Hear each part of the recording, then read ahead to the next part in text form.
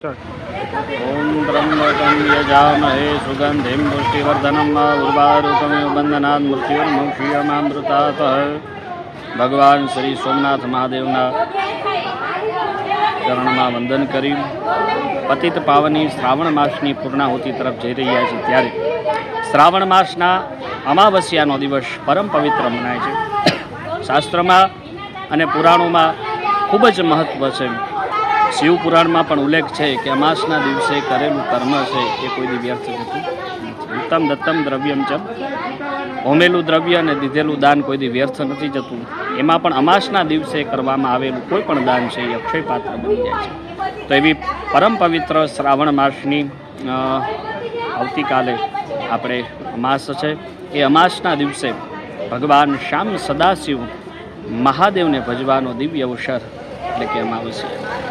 કદાચ આખા મહિનામાં આપણે પૂજા ન થઈ શકી હોય તો કાલના દિવસે સવારે સ્નાન આદિ કરી અને ભગવાનની પૂજા અને પાઠ કરી પાર્થેશ્વર મહાદેવની પૂજન અર્પણ કરી અને ભગવાન પાસે આપણે પ્રાર્થના કરી એટલે સર્વ મંગલમય આપણા બધા દુઃખો છે એ વિસ્મૃતિ થઈ જાય છે।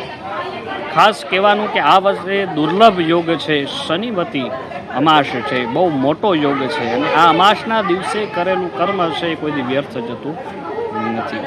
એટલે અમાસના દિવસે શિવ પૂજા થઈ શકે, ભગવાન નારાયણની પૂજા થઈ શકે અને પિતૃ પૂજા પણ થઈ શકે।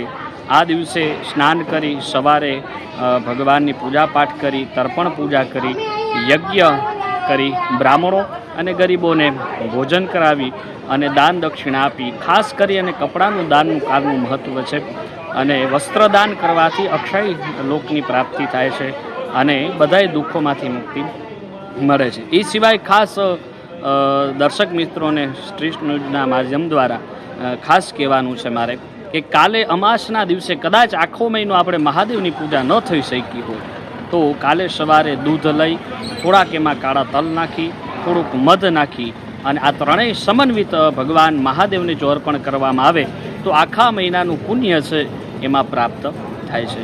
તો શ્રાવણ માસની અમાસનો બધાય લાભ લઈએ। એ સિવાય યજ્ઞનો દર્શન કરી, એ સિવાય કોઈ પણ જગ્યાએ પૂજા પાઠ થતી હોય તો ભગવાનના ઓમ નમઃ શિવાયના પંચાક્ષર મંત્રના જપ કરી તો વિશેષ લાભ પ્રાપ્ત થાય છે આવું સ્કંદ પુરાણમાં ઉલ્લેખ છે, વિષ્ણુ પુરાણમાં પણ ઉલ્લેખ છે। ભગવાન મહાદેવની ભક્તિ બધાને પ્રસન્ન રહે અને ભગવાન મહાદેવ પ્રસન્ન રહે અને ભગવાનની શિવ ભક્તિ મળે એવી પ્રાર્થના સાથે શાસ્ત્રી શ્રી રૂપેશભાઈ પુરોહિતના મહાદેવર ઓમ નમઃ શિવાય।